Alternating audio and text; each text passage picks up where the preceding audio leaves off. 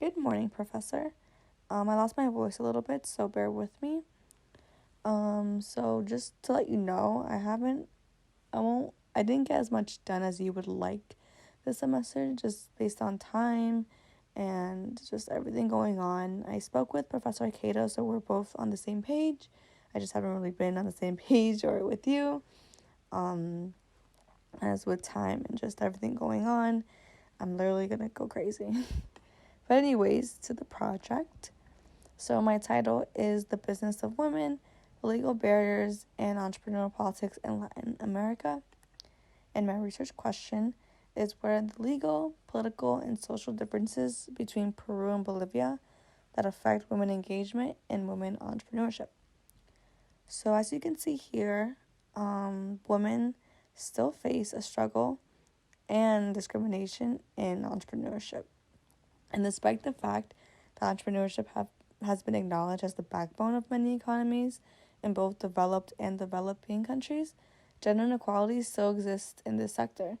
And this, in spite of the acknowledged contribution of women entrepreneurs in both developed and developing countries, women around the world still experience many challenges in this regard. Bolivia and Peru are no exception.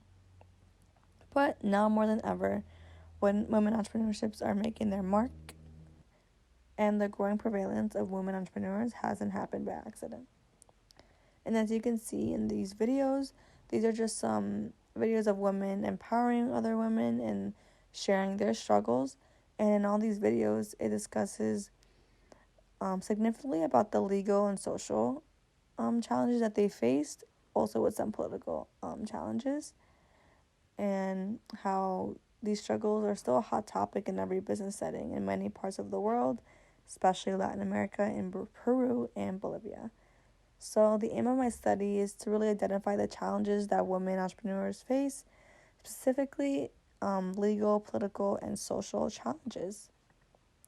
So this is just a picture of some Bolivian businessmen attending a meeting, and as you can see, there are no women representatives, and I just find this, it's just proof that as developed as we are, there hasn't really been much changes to accepting women in entrepreneurship, especially in Latin America. So in junior seminar, I talked about how I was going to do research on all countries. However, as time went by, clearly that wasn't realistic, as it would take too much time and I wouldn't really get into depth with each country as I would like to. And I also focused on mainly Ecuador, Peru, and Bolivia in junior seminar, and briefly talked about the legal struggles, social struggles, and political challenges. However, for senior project, I will focus on Peru and Bolivia. And so for my literary review, there are 3 main articles that really are key to my project. As in the first, in Padilla 2018, it talks about how the cultural norms in indigenous communities play a vital role in entrepreneurship, because these cultural values are not necessarily considered or researched in detail when it comes to entrepreneurship in indigenous communities. And the fact that cultural values play a vital role in women's entrepreneurship is very, very important, because this will give a deeper understanding to why things are the way they are in indigenous communities in Bolivia. Because the people of Bolivia are very prideful, not necessarily in their government or in their country, but in their culture.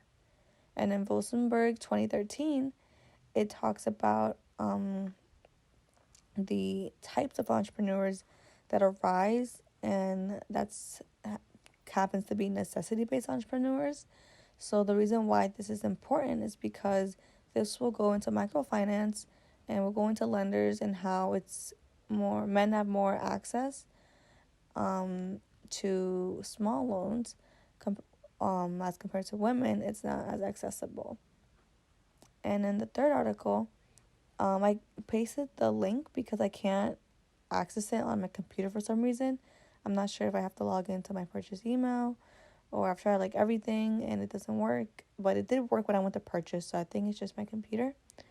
So this talks about the economic violence in Peru, how there's restricted access to financial resources. And it also talks about gender as like this, there's still this prevailing culture that men are like the backbone of their family and key for like family finances. And this patriarchal perception alone discourages women from pursuing business opportunities. And gender discrimination places women in a disadvantaged position with regard to entrepreneurship. So, also forgot to mention Rosenberg. It talks about how, sorry, not Rosenberg. I didn't paste the article here, but there's another article that is, I would say, the number one key. It talks about how married women have to seek permission from their partners to start a business, and if you are not married, you have to seek permission from a male. That could be your father, your brother, because that's the law. And lenders consider gender when analyzing loans applications as well, as that is found in Funimpresa, which is basically it's like a bank in Bolivia, where lenders are. It's hard to explain, but I explained it good in my paper. Sorry, I'm just like nervous. But yeah, so the lenders consider gender when analyzing loan applications, and especially if they have permission from their husband or their father or their brother, because if you're married, it's, I don't want to say easier, but easier to get the loan or to be approved for the loan compared to if you're single, because yes, as you did have you did seek permission, it's not really accepted in Bolivian culture and Peruvian culture to do it. Male entrepreneurs are more likely to obtain loans than females, simply because female entrepreneurs don't have the adequate access to finance simply because they're women.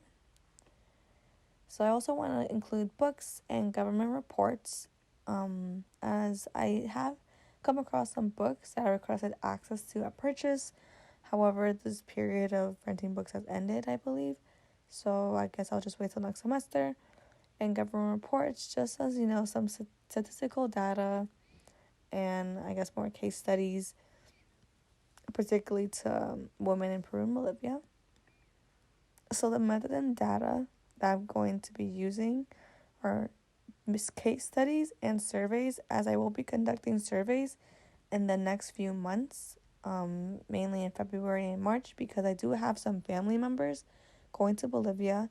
So I'm going to have someone on my behalf conduct surveys to female and male business owners, questioning the difficulties, the challenges, and just aspects of their business, and just to get a more personal and have more of a direct conversation with these business men and women. And I'll also be doing surveys to bankers, lenders, lawyers, to also have a deeper understanding to see where the real problem is, to see if there's any other specific laws or specific policies that I should be aware of and that would really help my paper. So in discussion 1, by the end of the semester, which I do have, I can send it to you. I want to have a draft set up, as in basically a blueprint of my senior project. So I'll have an introduction, which will include the description of the issue, its importance, history of women entrepreneurship in Peru and Bolivia, and its significance. And that would be the first chapter. And so the second chapter would be gender and the gender meanings and how this roots to why there's a difference in the first place between the sexes in entrepreneurship and where it roots down to in these countries. And chapter 3 would be women's engagement. So basically I have some statistics on women participation and I will discuss exactly what percent of women own businesses in Bolivia and Peru. And, I will list them by age, or organize them by age, married women versus single women, etc. And in chapter 4, I will talk about economic violence, as that is a major part in women entrepreneurship, especially in Peru. And in chapter 5 would be the political climate in these two countries, like its political history, and what it's been like the past decade. Because as you know, it's all dependent on the government and the president, and to make changes in women entrepreneurship, especially in these developing countries.